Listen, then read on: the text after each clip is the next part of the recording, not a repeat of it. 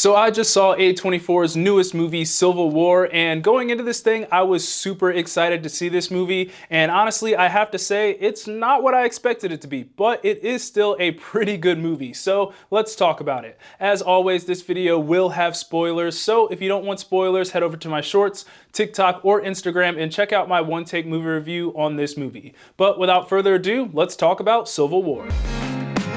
So this movie is directed by Garland, and it follows Kirsten Dunst's character and a group of journalists who live in a dystopian America who is currently at Civil War. And with forces kind of closing down on the White House, they find themselves in a race against time to go to the White House and interview the president before it is taken down. As always, starting things off with the good, and the first thing I have here is obviously Kirsten Dunst. She was really good in this movie. She plays this hardened journalist who has pretty much seen the worst the world has to offer. She virtually showed no emotion pretty much throughout this entire film when something would happen. She would just see something horrible happen or see a horrible scene, and she would be right there taking a picture of it with no emotion, and it was almost kind of haunting in a way. I mean, in the beginning of the movie, they showed this short little montage when we were just getting to know her character of what she had seen in the past, and it was some of the most horrific things that you could see. I mean, she literally witnessed a man getting burned alive and lit on fire, and there's her character standing there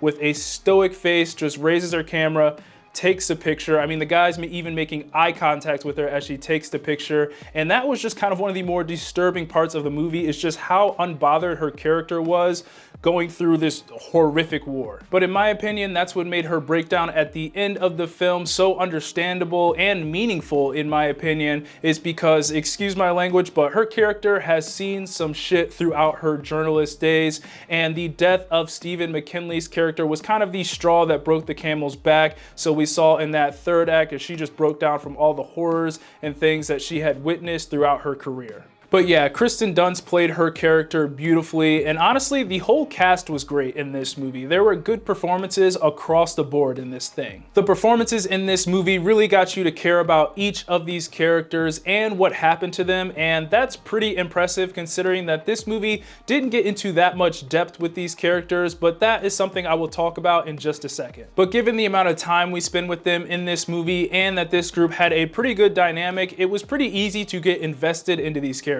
Next up for the good, I have the visuals, and man, this is something that really shocked me about this movie, but the cinematography in this thing was awesome. Now, this is something I definitely didn't expect going into a movie like this, but there are some seriously beautiful shots in this movie, and some of the framing of some of these shots were just so satisfying and so perfect on so many levels, and it really just gave this film a sense of style. Not only does it give it that sense of style, but as good cinematography always does, it helps tell the story. There are a couple shots in this where you could cut out all the audio and just look at the scene and know exactly what's going on and exactly what the character is feeling in that moment. But the scene that stood out to me the most was the scene when they were driving through that forest. It was right after Sammy had gotten shot and he was sitting in the back seat now, but this forest was on fire and the embers from the trees were kind of lighting up the night, and it was just a beautiful sequence to say the least. But all I could say when I was watching that scene is wow, because it really just looked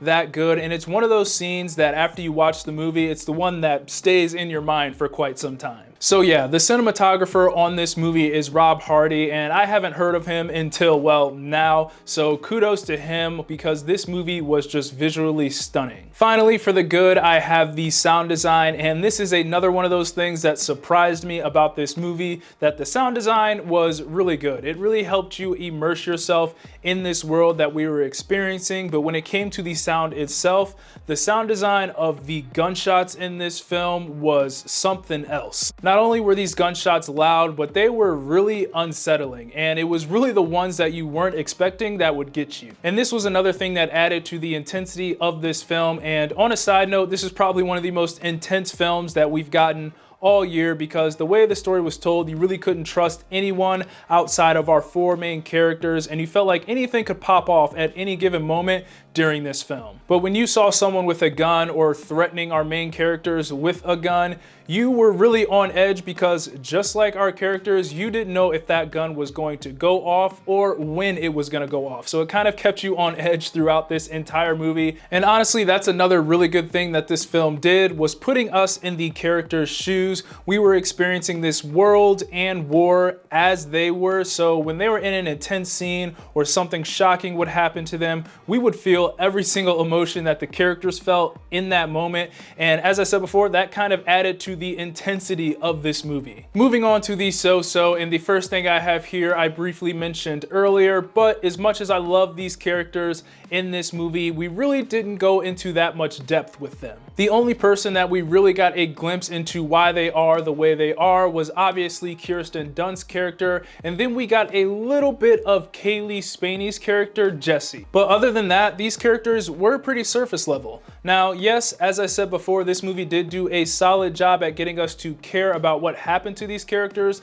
Now just think, if we would have had a little bit more depth on these characters, how much more we would have cared about them than we already did. The death of Sammy probably would have hit a lot harder than it already did, and the surprise death of Kirsten Dunst's character would have been an absolute heartbreaker. Now, at the end of the day, I really like the characters in this movie. I just wish we got to know a little bit more about them. Next for the so-so is that this movie kind of keeps you in the dark on the political side of the war, on why it started and what's going on with it. All we really know is that the president kind of sucks, and somehow California and Texas like each other, which is honestly kind of hilarious. Anyways, you're kind of just thrown into the middle of this war with no gauge to what's really going on. Now, I get that was probably the point. When you don't give much of a backstory on this war, it kind of forces you to take a neutral stance, just like a journalist would. And I guess that kind of adds to this movie putting us in the character's shoes, because you didn't know who was good or who was bad. You just kind of had to experience this war just like our characters were. So yes, there probably was some purpose behind it, but for me personally, even if it was right there in the beginning, I would have liked to know a little bit more backstory on this war. I feel like you could have accomplished that in a way and still kind of made the audience take that neutral stance in the war just like our characters were. And finally, getting into the bad, and the only thing I have here is that I wasn't too big of a fan of the ending of this movie, and I think the reason for that is that it just happened really fast,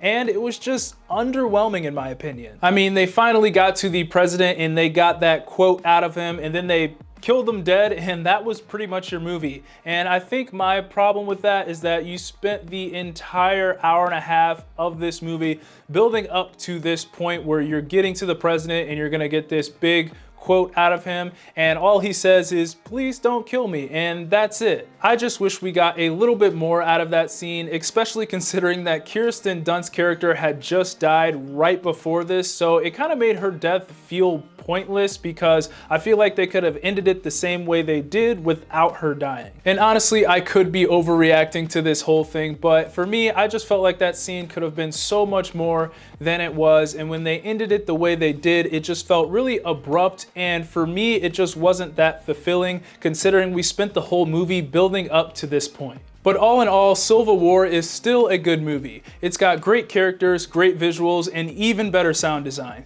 The performances were good, and this is probably the most intense movie I've seen all year. And even though I wish we got a little bit more background on the war and our characters, this is still a movie that I would recommend. Those are my thoughts on Civil War. Be sure to let me know what you thought of the movie down in the comments, and as always, be sure to like, subscribe, comment, get your Eazy Apparel at shopeasyapparel.com. God bless, and I'll see you guys later. Peace.